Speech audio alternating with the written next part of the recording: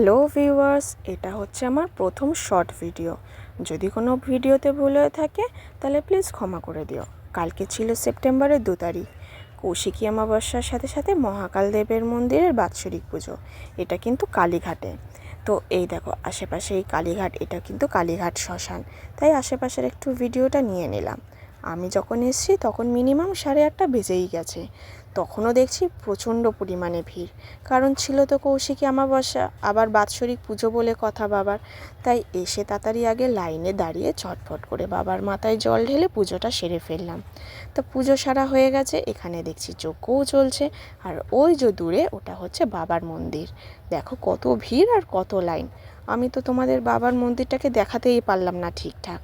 ওখানে ফোনটা যে নিয়েও যাব সেখানে তারা অ্যালাউ করছিল না, অনেক যেহেতু ভিড় ছিল ওই জন্য ওরা ছবিও তুলতে দেয়নি। আর এই থাম্বাটার মধ্যে রাখা ছিল অনেক বড় বড় ঘট, ঘট ভর্তি জল। আর এই যে আমার হাজব্যান্ড আর এই যে আমার মেয়ে। তো আমি আশেপাশে ওদেরকে দাঁড় করিয়ে ভিডিওটা একটু সেরে ফেললাম। আর ওই দিকে হচ্ছে ভোগ বিতরণ, আর এটা কৃষ্ণকালী মন্দির। চলো টাটা, বাই।